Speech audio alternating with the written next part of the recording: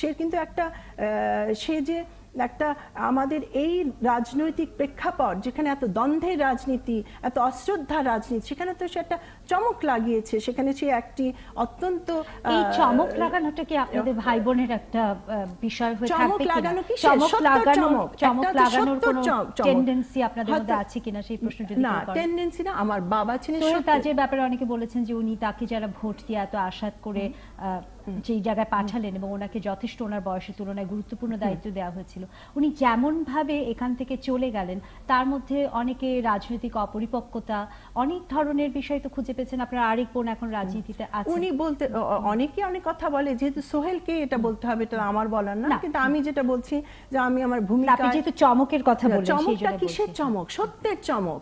এটা হচ্ছে এথিক্সের চমক। এই আমাদের পরিবারে সেটা কিন্তু আমরা রাখার চেষ্টা করি। এথিক্সের চমক, সত্যের চমক, দুর্বার সাহসের চমক। এবং এইটা যদি না থাকে আপনি জাতির ভিত্তি গড়বেন কেন? এখন ফিরে আসি এপ্রিলে, যাতে ভুলে যাওয়ার আগেই, কারণ আপনি বলছেন সময় কম। এপ্রিলে কেন করলাম এখন শুনুন। আমার সাথে আমার মার নভেম্বরের কথা হলো, যখন আমি তখন কোস্টারিকায়। আমি বলে রাখি, আমার হাজব্যান্ড ডক্টর আমর খাইরি আবদুল্লাহ, উনি জাতিসংঘ ম্যান্ডেটেড ইউনিভার্সিটি ফর পিসের ভাইস রেক্টর, 10 বছর কোস্টারিকায় ছিলেন। আমরা তখন ওয়াশিংটন ডিসি থেকে ওখানে। তো আম্মা আমাকে নভেম্বরেও জিজ্ঞেস করলেন, বইটা তোর কবে পাবলিশড হবে, বল বল, মানে খুব আর কতদিন লিখবি।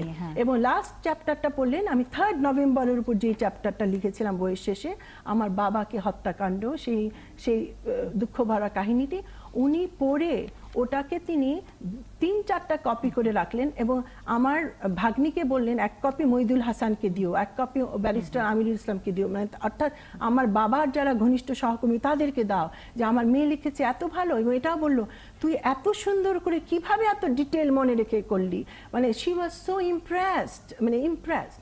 এবং আমার এটা সবচেয়ে অত্যন্ত কষ্টের ব্যাপার যে আমার মা, যিনি আমার ফাউন্ডেশন ছিলেন এই বইটি, তার হাতে আমি বইটি দিতে পারলাম না। তখন আমি আম্মাকে শুধু বললাম যে, আম্মা আপনি যান, ইনশাল্লাহ সব ঠিক হয়ে যাবে, সার্জারি ভালো হবে, বইটা হচ্ছে আম্মা, হয়ে যাবে।